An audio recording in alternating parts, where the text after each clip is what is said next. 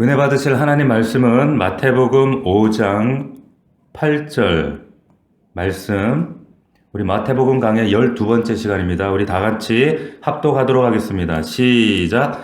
마음이 청결한 자는 복이 있나니 그들이 하나님을 볼 것이며. 다시 한번 시작. 마음이 청결한 자는 복이 있나니 그들이 하나님을 볼 것이며. 아멘. 청결한 자는, 마음이 청결한 자는, 이와 같은 제목으로 하나님 말씀 함께 은혜를 나누도록 하겠습니다. 팔복 6번째입니다. 마태복음 전체로는 12번째입니다. 마음이 청결하면 하나님을 본다. 하나님을 본다? 자, 반복해서 말씀드리지만 이 산상수훈의 이 팔복은 이미 창세전에 신령한 복을 받은 우리 성도들에게 나타나게 되는 증상과 그리고 반응과 현실에 대한 내용이라고 했습니다. 성도들에게 나타난 현상이라는 거예요. 절대로 여러분들이 언뜻 보면 이것이 마치 조건처럼 청결해야 복받고 하나님 보는구나 아니라고 하는 거예요. 이건 절대 어떤 복받는 비결에 관한 내용이 아니라고 하는 겁니다. 히브리에서 복이라고 하는 단어와 언약이라는 단어가 어근이 같아요. 이게 무슨 말이냐면 복이라는 건 하나님의 언약에 의해서 주어지는 거지 인간이 뭘 한다고 해서 주어지는 게 아니라는 거예요. 믿는 자에게. 그래서 은혜의 언약 안에 있는 자들에게, 다시 말하면 성도들에게 이미 받고 있는 복, 그것을 에베소서에는 하늘에 속한 신령한 복이다. 그리고 오늘 이 팔복의 말씀을 우리말로 쉽게 얘기해서 뭐라 그랬어요? 우리는 누구다? 어떤 존재다? 복덩이단 말이에요. 복덩이. 이미 받았단 말이에요. 미래의 어느 시점에 받게 될 것이 아니라 이미 받은 자들이다. 그 복덩이들의 특징이 가난하고 애통하고 온유하고, 오늘 말씀에는 청결해서 청결한 상태예요. 이미. 그런데 그때 하나님을 보게 된다, 볼 수 있다, 이런 얘기를 하고 있는 겁니다. 자, 복 있는 자는 마음이 청결하다. 우리가 복 있는 자들인데 청결해요. 자, 근데 이 얘기하면 찔려요. 왜 찔려요? 도무지 청결한 기미가 보이질 않거든, 우리 스스로를 바라볼 때. 여러분 정말로 청결하세요, 마음이? 윤우야, 마음이 청결하니? 윤재야, 마음이 청결해? 경원아, 청결하니? 마음이? 자, 청결하면 하나님을 본대요. 여러분, 하나님 보이세요? 보이십니까, 하나님이? 자, 오늘 본문을 우리가 잘 이해하기 위해서 마음이 청결하다. 근데 마음이란 게 뭔지 먼저 우리가 좀 알아야 되겠습니다. 성경에서 마음이라고 할 때 같이 혼용해서 쓰는 단어가 있습니다. 그게 뭐냐면 심장입니다. 심장. 그러니까 마음은 생명과 직결되어 있다, 이런 뜻이에요. 그래서 잠언 4장 23절에 보면 이런 말씀이 있어요. 무릇 지킬 만한 것보다 내 마음을 지키라. 생명의 근원이 이에서 남이라. 생명이 어디서 난다고요? 생명이 어디에서? 마음에서 나온다는 거예요. 생명이 마음에서. 그러니까 마음이 잘못되면 어떻게 된다는 겁니까? 죽어요. 마음이 잘못되면 죽는다는 거예요. 자, 예레미야 11장에 보면 사람의 심장을 만군의 여호와께서 감찰하신다, 이런 말씀이 있어요. 심장을 감찰한대요. 이 심장을 하나님이 왜 봐요? 뭘 말하는 거예요? 심장이 마음을 말하는 거예요. 마음. 자, 그러니까 하나님은 사람의 외모를 보시는 것이 아니라 그 사람의 마음을 감찰하신다. 이것은 생명과 직결되어 있다. 이것이 생명의 근원 되신 하나님과 마음이 맞닿아 있으면 너희가 사는 것이고, 마음이 엉뚱한 곳으로 향하였으면 너희들 죽는다, 이 얘기를 하시는 거예요. 자, 그런데 마음이 청결할 수도 있고 불결해질 수 있어요. 더러워질 수 있어요. 주님이 단호하게 말씀합니다. 복받은 자는 마음이 청결하다. 너희들 복덩이들이야. 자, 옆 사람에게 당신은 복덩입니다. 시작. 복덩이에요. 복받은 자들이란 말이에요. 그러면 청결해야 돼요. 청결해야 돼요. 근데 문제가 있습니다. 내가 주 안에서 복덩이고 하나님의 성도인데 나는 왜 청결하지 않나? 성경에서 보면 보편적인 인간들의 마음의 상태, 인간들은 뭐라고 얘기했냐면 세상에서 가장 더러운 게 사람 마음이라 그랬어요. 자, 예레미야 17장 9절입니다. 만물보다 거짓되고 심히 부패한 것은 마음이라 누가 능히 이를 알리요. 세상에서 모든 걸 다 통틀어서 제일 더러운 게 뭐냐? 인간의 마음이라는 거예요. 사람 마음이라는 거예요. 인정하시나요? 여러분, 어떻게 자기 자식을 학대하고 때리고 죽여요? 어떻게 남편을 난도질을 해요? 근데 이게 사람 마음이라니까요? 특별한 사람이 아니라 사실 우리 마음 기저에도 그런 정말 살인하는 마음, 미워하는 마음, 정말 인간 이하 동물 같은 그런 마음이 우리 안에 있단 말이에요. 하나님 그걸 아신단 말이에요. 자, 그렇다면 그런 인간의 마음이 청결하다는 건 도대체 뭘 말하는 것인가? 청결이라는 단어의 의미를 우리가 규정해 볼 필요가 있습니다. 자, 어떤 상태가 마음이 청결한 상태인가? 이 청결하다는 말은 사실은 의외로 물리적인 개념이에요. 이게 무슨 말이냐면 원래 이게 성경에만 나오는 단어가 아니라 헬라 시대에 밖에 사람들이 이 단어를 많이 쓰던 단어예요. 어떤 단어였냐면 저희 집에 그 화장실 부스에 유리가 있어요. 샤워하는 부스에 유리. 그런데 그 유리를 안 닦으면 오래되면 어떻게 돼요? 물때가 껴요. 물때가. 아무리 닦아도 안 지는 거예요, 그거. 근데 제가 우연히 생생정보를 보다가 그 지우는 방법을 알게 된 거예요. 그게 뭐냐? 린스를 발라서 닦으면 지워진다는 거예요. 내가 그래서 2시간 동안 린스 발라가지고 문질렀잖아. 팔 빠지는 줄 알았어요. 근데 정말 깜짝같이 물때가 싹 지워지더라고. 한번 해보셔. 좀 힘들어요. 팔은 아파요. 근데 깨끗하게 닦아주는 거예요. 자, 여기서 유리를 닦는다라는 의미가 헬라어 단어로 카탈로스예요. 닦아낸다는 겁니다. 이 카탈로스에서 파생되어진 여러분들이 잘 아시는 단어가 있어요. 그렇죠. 어떻게 아셨어? 카타르시스예요. 카타르시스. 이 카타르시스가 느껴진다 그러잖아 우리가. 어떤 상황에서 언제? 에? 집에서 몰래 맥주잔 할 때? 막걸리 한잔 딱 할 때? 그게 아니라 뭔가 내 영혼에 답답하고 씻겨지지 않고 뭔가 정체되어 있는 이런 상황 가운데 무엇인가에 의해서 확 씻겨졌다는 거예요. 그때 카타르시스가 느껴졌다. 카탈로스. 여기서 나온 단어가 카탈로스란 말이에요. 이 단어를 성경의 마태가 지금 이 팔복을 기록하면서 채용하는데 쓰고 있는데 그럼 성경에서는 이 카탈로스 마음이 청결하다고 하는 상태가 어떤 상태인가? 뭘 청결이라고 하는가? 자, 마음이 어떻길래? 마음이 더러우니까 불결하다는 거예요. 청결의 반대 상태란 말이에요. 근데 여러분들이 이 대목을 배우면서 우리가 언뜻 받아들이는 것은 마음을 청결하게 갖거라. 그래야 복을 받는다. 그래야 하나님을 볼 수 있다. 나는 왜 이 모양이냐? 이렇게 우리가 언뜻 오해할 수가 있어요. 그런데 열심히 여러분들이 청결하게 마음을 가꾸면 그 마음이 닦아지던가요? 마음이 닦아져요? 수양이 돼요? 그 마음이? 청결한 마음이 우리가 노력하면 가질 수 있는 그런 종류의 마음이에요? 아니라는 거예요. 우리는 경험적으로 알아요. 자, 여러분 세상에서 정말 더럽혀지지 않으려고 나름 수도와 정진하는 우리 스 형님들, 좀 존중하면 스님들, 산에 가서 닦잖아요. 더럽히지 않으려고 수도 정진하는 이분들, 적어도 이분들은 우리보다 깨끗해요. 청결하단 말이에요. 그러면 이 스님들은 하나님 보겠니? 하나님 보겠네요. 그죠? 그런데 성철 스님 같은 우리나라 대가도 죽을 때 내가 지금 무간지옥에 떨어진다 그랬거든요. 우리나라 최고 승이 죽으면서. 자, 성경이 말하는 이 청결이라는 의미는 인간들이 수도하고 정진하고 열심을 통해서 만들어 낼 수 있는 그런 종류의 청결이 아니에요. 수양이 아니에요. 자, 우리 로마서 7장 15절 말씀 한번 찾아보겠습니다. 로마서 7장 15절 말씀. 로마서 또 창세기 앞에서 또 헤매시면은 회개하셔야 돼요. 자, 로마서 7장 15절 신약성경 248면 다 찾으세요. 자, 2장 15절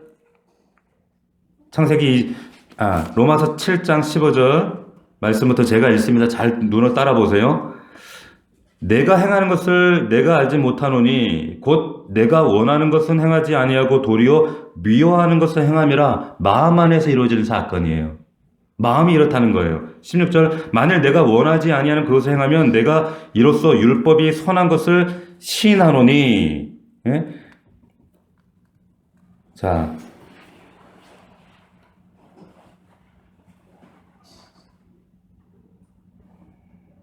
자, 17절. 이제는 그것을 행하는 자가 내가 아니요 내 속에 거하는 죄니라.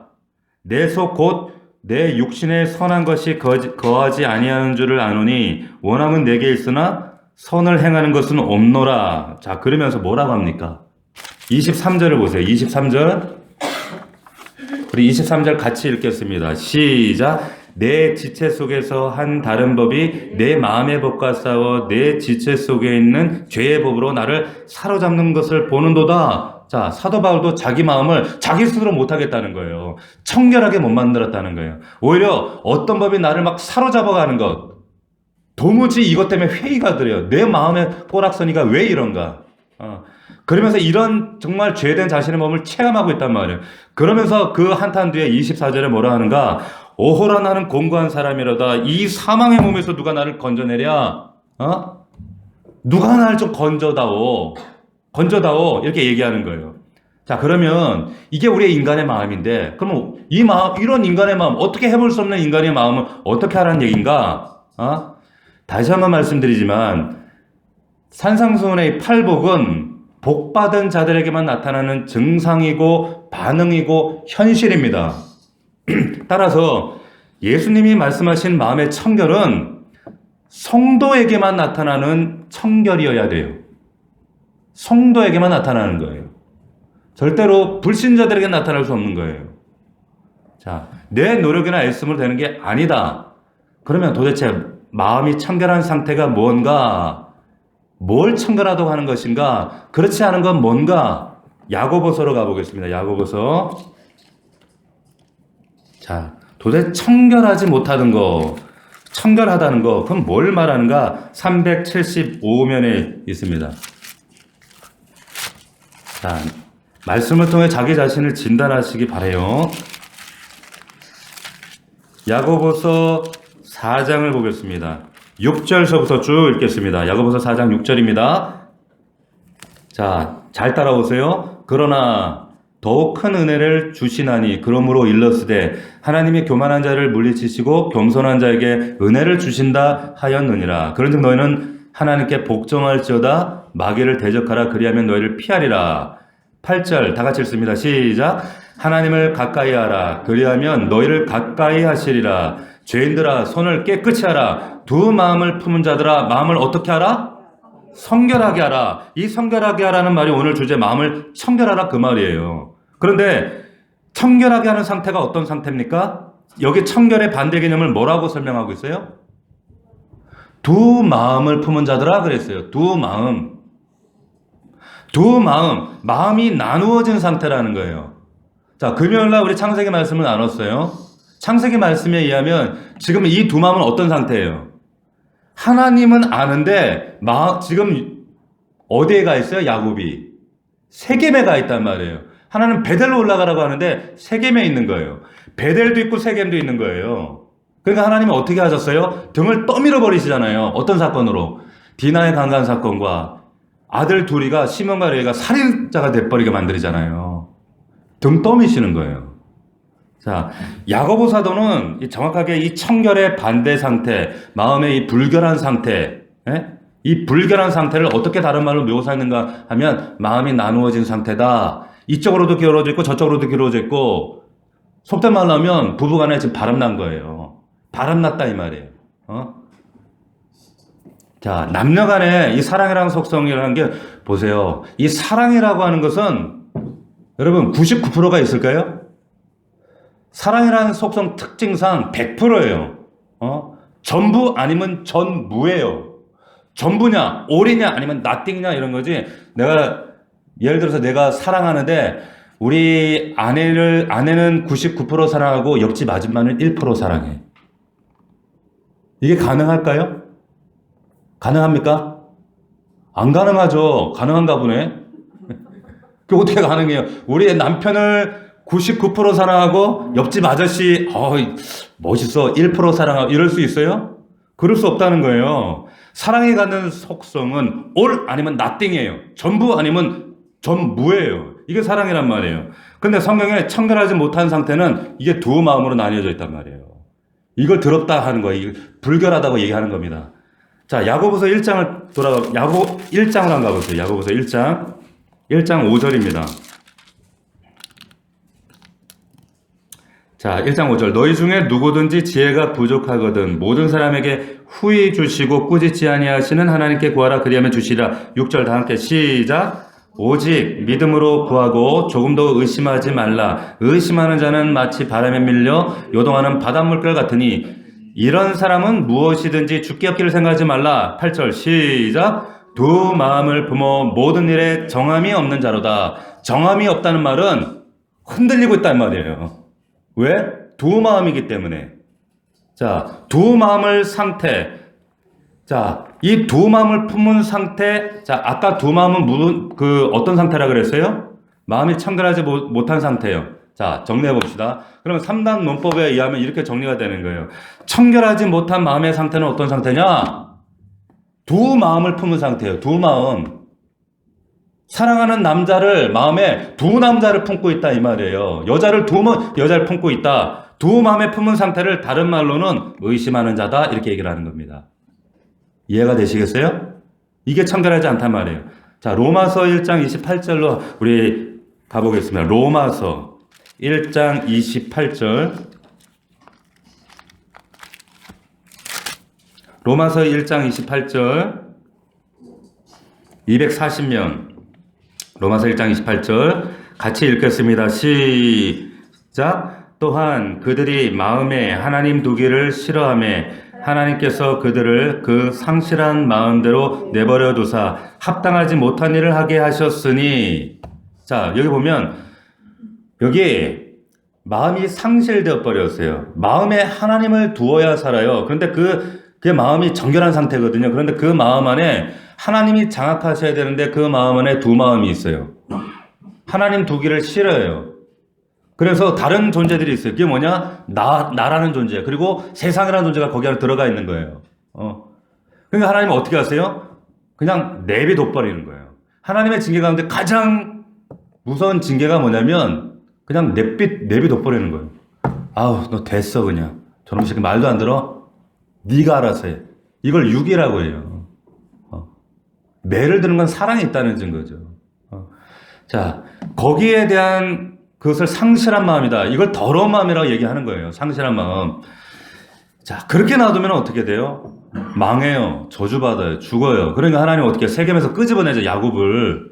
그 상실한 마음 가운데 망가지지 않도록 끄집어내시는 작업을 하시는 겁니다. 왜? 자신의 자녀를, 백성을 살리기 위해서 어떻게 하시는 거예요?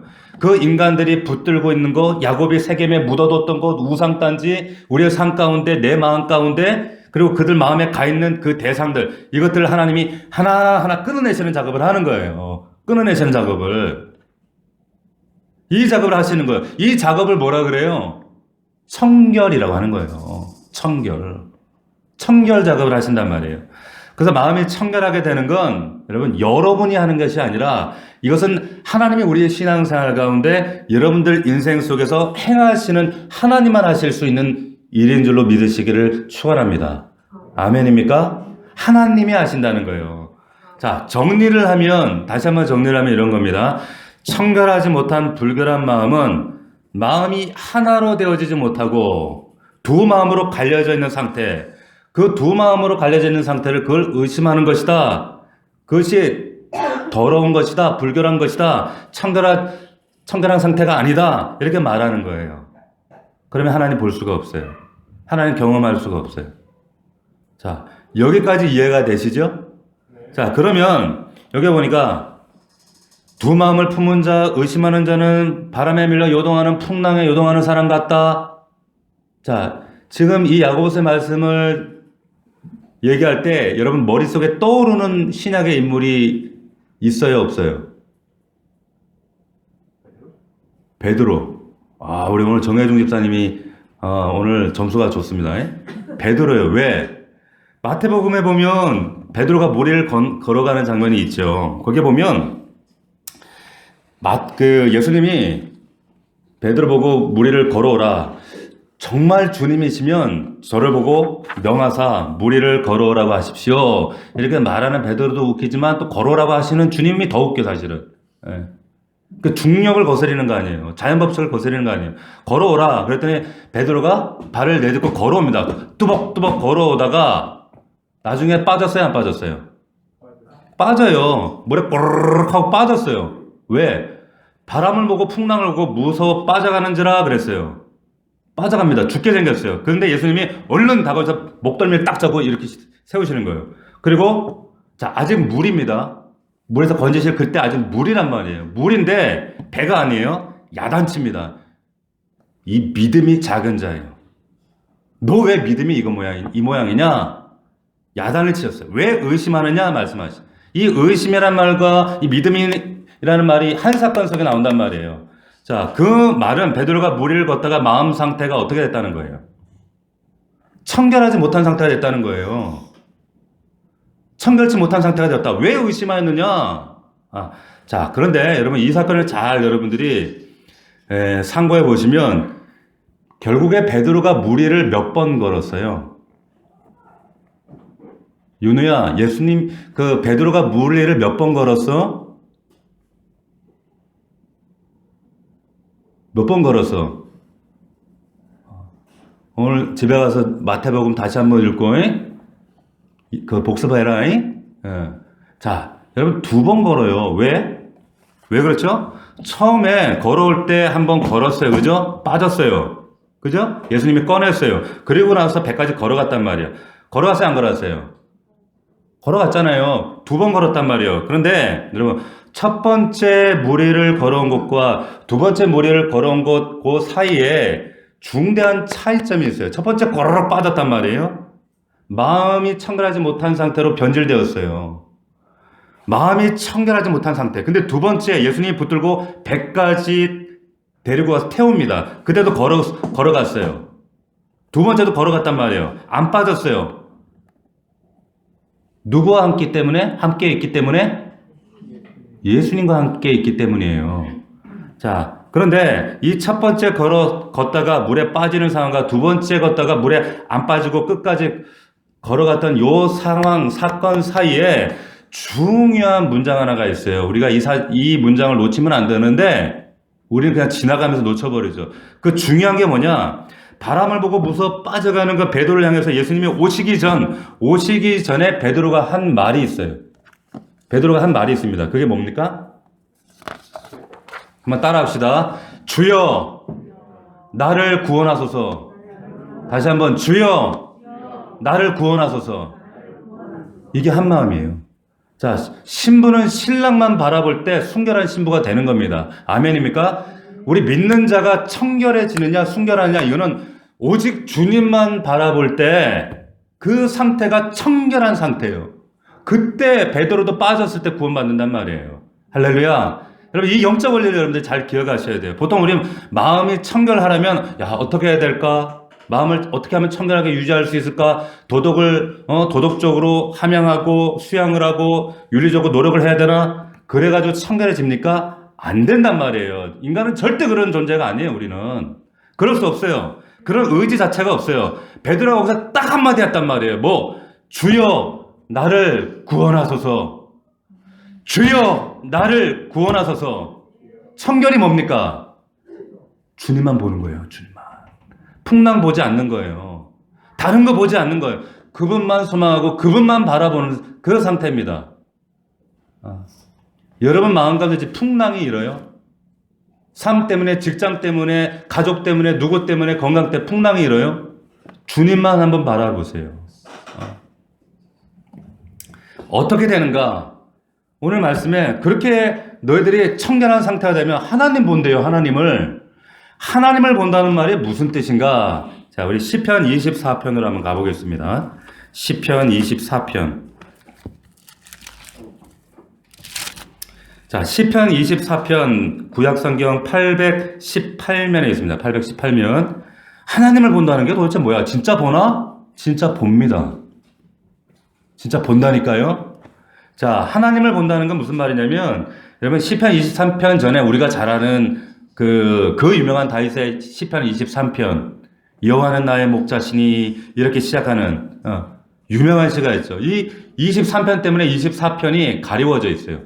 23편에. 그런데 여호와는 나의 목자시니 내게 부족함이 없으리로다. 그러면서 마지막에 이 고백이 어떻게 끝나느냐? 6절에 내 평생의 선하심과 인자하심이 나를 따르려니 내가 어디에 영원히 살리로다? 여호와의 집에 살리로다. 영원히 살겠습니다. 그러면서 시편이 23편이 끝나고 이제 24편을 시작하는데 24편에 땅과 거기에 충만한 곳과 세계와 그 가운데서 사는 자들은 여호와의 것이로다. 이 피조 세계가 다 누구의 주권 아래 있다? 하나님 앞에 있다는 거예요. 하나님께. 여호와께서 그 터를 바다 위에 세우시며 강들 위에 건설하셨도다. 3절 다 같이 읽습니다. 시작. 여호와의 산에 오를 자가 누구며 그의 거룩한 곳에 설 자가 누구인가? 4절 곧 손이 깨끗하며 마음이 청결하며 뜻을 허탄한 데 두지 아니하며 거짓 맹세하지 아니한 자로다. 할렐루야. 아멘입니까? 여기 뭐라 그랬어요?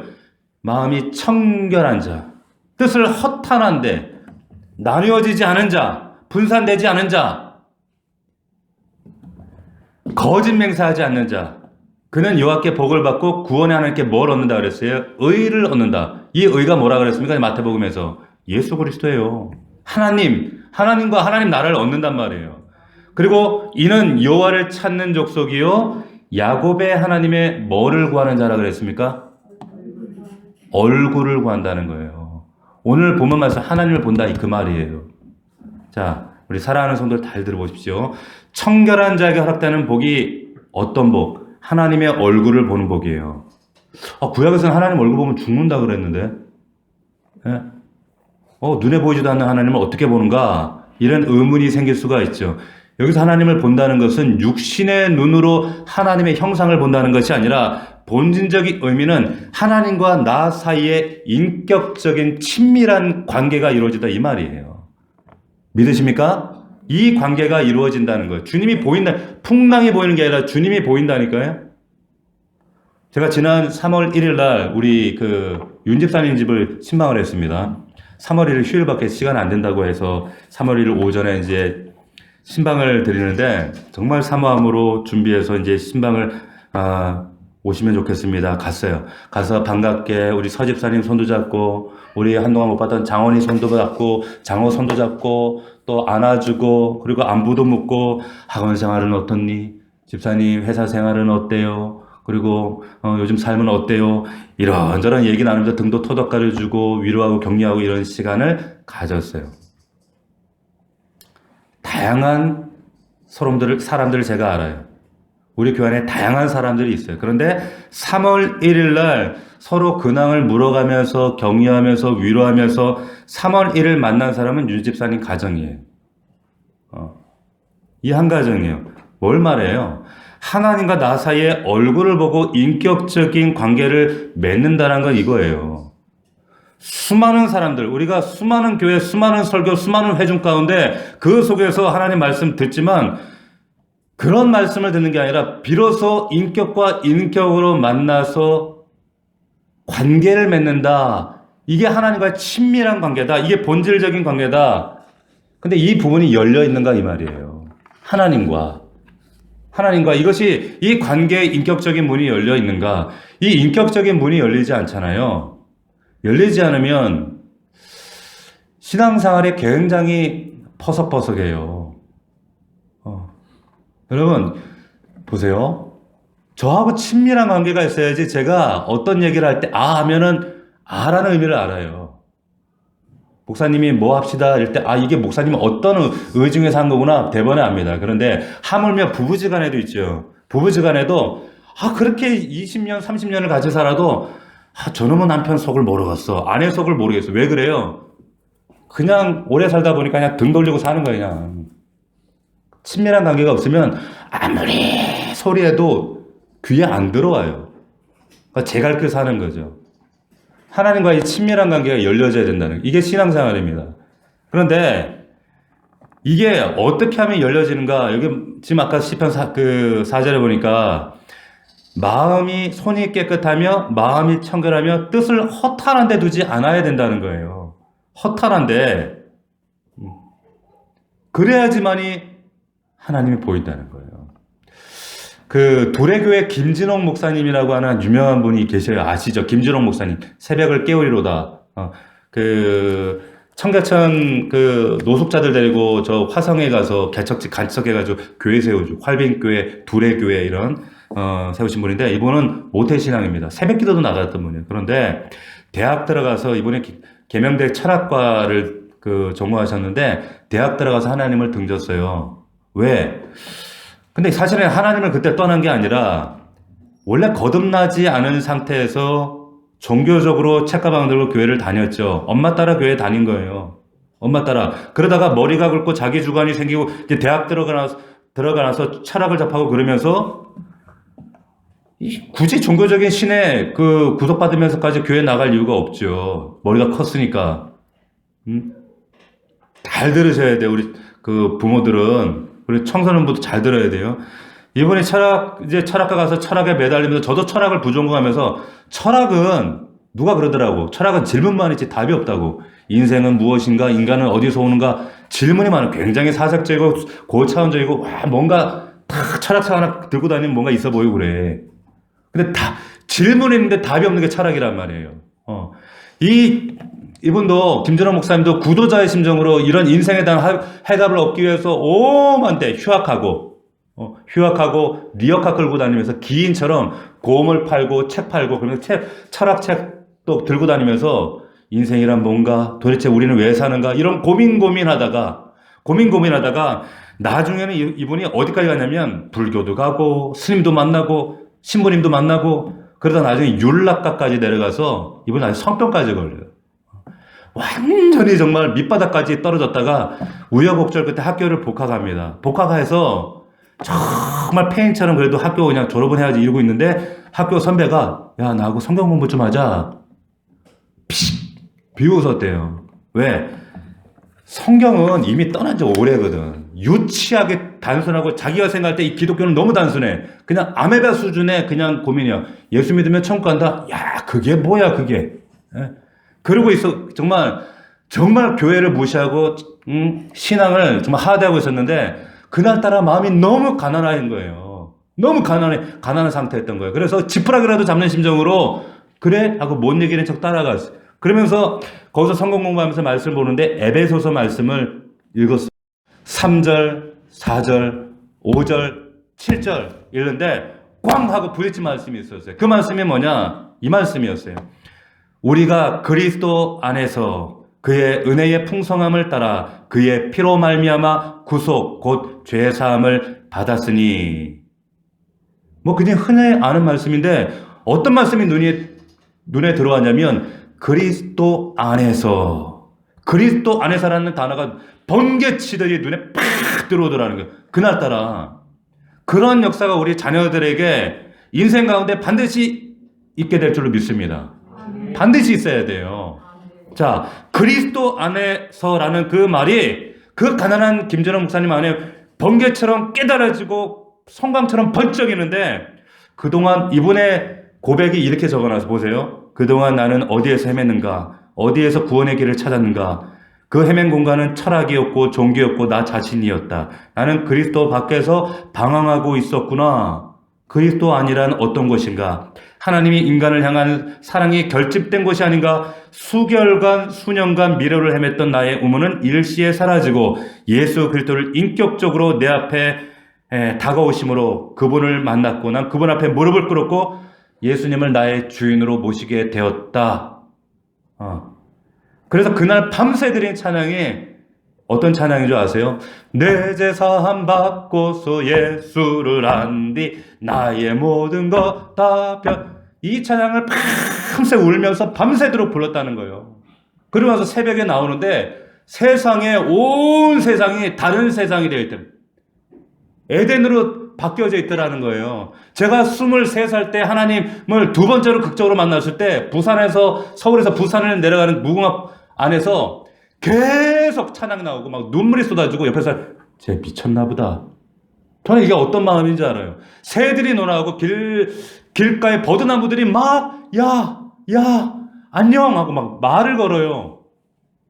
막 찬양을 해요. 얼마나 감사한지 막 영적으로 모든 세포가 다시 태어나는 거예요. 여러분 뭐가 바뀌었습니까? 이 김준홍 목사님 뭐가 달라진 거예요? 하나님과 나 사이에 오늘 예수님께서 얼굴을 본다 했는데 야복강에서 야곱이 비로소 하나님을 만나고 나서요 뭐라고 했냐면 엘헬 이스라엘 나의 하나님이라고 합니다. 나의 하나님. 전에는 아브라함의 하나님, 우리 할아버지 하나님, 우리 아버지 하나님인데 야곱이 그때 비로소 나의 하나님이 되는 거예요. 이 사건을 경험하고 달라지잖아요. 그런데도요 또 세겜 땅에 가서 엉뚱한 짓 해요. 어떻게 합니까? 그 허탄한 마음들을 두 마음을 하나님이 세겜 땅에서 쳐서 끄집어내시죠. 베드로가 여러분 주여 나를 구원하소서 이 말은 나를 신분적으로 구원해 주십시오 그런 의미가 아니라 구원은 매일매일 우리의 삶 속에 이루어져야 된다 이 말이에요. 이게 청결한 상태입니다. 청결한 상태예요. 잠언 23장 9절에 보면 이런 말씀이 있습니다. 내가 내 마음을 정하게 하였다 내 죄를 깨끗하게 하였다 할 자가 누구냐? 니들 중에 니들 마음을 깨끗하게 할 자가 누구냐? 없다 이 말이에요. 네 마음을 깨끗하게 해줄 수 있는 사람은 예수 그리스도 하나님 한 분에는 없다 이렇게 말씀하시는 거예요. 마음을 청결하게 하는 건 단순히 수영하고 욕심 버리고 이제 더러운 생각 나쁜 생각 안 하고 고상한 생각하고 하나님께로만 향하는 뭐 그런 거 그게 아니라 하나님께서 우리의 삶 속에 간섭하셔서 그 마음을 부어 주셔야 되는 거예요. 그러면 어떻게 해요? 내 안에 있는 두 마음 이게 뭔지를 여러분이 아셔야 돼. 찾아야 돼요. 내 이 두 마음이 뭔가 여러분 날마다 이 두 마음을 발견해서 세겜 땅에서 야곱이 한 일이 뭡니까? 그래서 자기 안에 있는 이 두 마음을 찾아서 세겜 땅 상수리 나무 그 아래다 다 묻어버리잖아요. 다 묻어버리는 거예요. 이 작업을 하셔야 된다면 이게 뭡니까? 회개. 이 작업을 해야 돼요. 요한계시록에 보면 하나님의 백성들이 흰 세마포 옷을 입고 있어요. 근데 그 옷을 어디에다 빤다 그랬습니까? 예수 그리스도 어린 양의 피에다 빨아요, 옷을. 그러면 옷이 뻘개지는 거 아니에요? 예수의 피에 빨아야, 그래야 우리 죄가 씻겨져요. 할렐루야. 그렇단 말이에요. 그래서 여러분의 마음이 정결하게 되는 유일한 길은 뭡니까? 예수 그리스도. 할렐루야. 예수 그리스도란 말이에요, 예수 외에는 방법이 없단 말이에요. 그거 믿는 거예요. 십자가의 피 공로 외에는 거기다 다른 거 섞어버리는 모든 행위를 통틀어서 그는 더러운 것이고 청결하지 않은 것이고 그것이 의심이고 믿음 없는 상태야. 두 마음이야 라고 말씀하는 겁니다. 청결하시기를 주의 이름으로 축원합니다. 여러분들 마음 가운데 두 마음 뭐가 지금 섞여 있나 보세요. 뭐가 나를 장악하고 있나 보란 말이에요. 여러분 다시 한번 말씀드리지만 여러분들은 복덩입니다. 아멘입니까? 복받은 자들은 내 마음에 세상 살아가는 이 복덩이들, 성도들의 증상은, 현실의 모습은 청결한 상태, 그리고 하나님을 볼 수 있는 상태여야 돼요. 그 증거가 나타나야 돼요. 어떻게? 야곱처럼 세겜 땅 상수리 나무 아래 여러분의 옛사랑과 옛자아와 거짓된 것 두 마음을 다 묻을 수 있는 저와 여러분들이 될 수 있기를 주의 이름으로 축원합니다. 그럴 때 청결하게 돼요. 다시 한번 오늘 본문 말씀을 읽고 마치도록 하겠습니다. 자, 마태복음 5장 8절 다 같이 시작. 마음이 청결한 자는 복이 있나니 그들이 하나님을 볼 것이며. 아멘. 이와 같은 여러분들 되시기를 주의 이름으로 축복합니다. 기도하겠습니다. 1분간 기도합시다. 하나님, 제 마음에 베델도 있고 세겜 땅, 하나님 세겜 땅에 세상도 있습니다. 나 자신도 있습니다. 명예도 있고 욕망도 있습니다.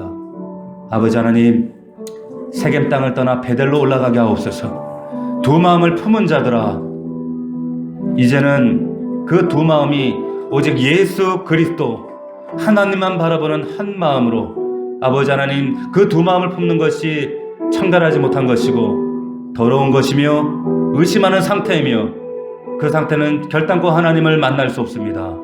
아버지 하나님, 이 시간 회개하오니 우리 마음을 정결케 하여 주옵소서, 깨끗게 하여 주시옵소서. 오늘 살아계신 하나님 말씀을 통해 다시 한번 우리의 영혼과 우리의 가정이 청결하게 되어짐으로 살아계신 하나님의 놀라운 역사를 경험하게 하여 주시옵소서. 회개합니다. 주님 도와주십시오. 우리 1분간 통성으로 주 앞에 간절히 나아가겠습니다. 살아계신 아버지 하나님, 은혜와 사랑을 감사함을 드립니다. 거룩하신 아버지 하나님, 마음이 청결한 자는 복이 있나니 그들이 하나님을 볼 것이며, 하나님, 우리 성도들이 마음이 청결합니까? 아버지 하나님, 마음이 두 마음으로 나뉘어 있지 않습니까? 그 마음 안에 하나님이 아닌 다른 것들이 장악하고 있지 않습니까? 하나님, 베델이 아닌 세겜 땅에 우리를 장악하고 있지 않습니까? 아버지 하나님, 예수 그리스도가 아니라 하나님, 유대주의, 율법주의, 세속주의, 물질주의가 만몬이 나를 장악하고 있지 않습니까? 아버지 하나님, 그 상실한 마음 가운데 우리를 내버려 두지 아니하시고 우리의 삶 가운데 우리를 구별하시기 위해 우리 안에 있는 모든 더러운 것들을 끊어내시기 위하여 하나님, 우리를 연단하신 아버지 하나님 감사합니다. 아버지 하나님, 우리를 청결하게 하옵소서.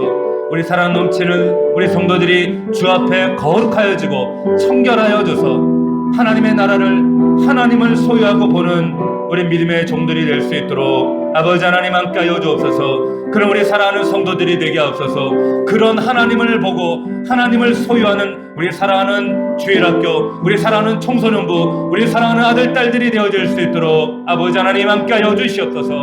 아버지 하나님, 아버지 하나님, 우리의 무기력함과 우리의 마음의 완악함과 아버지, 이 세상 모든 것 가운데 가장 더러운 것이 아버지 사람의 마음이라고 했습니다.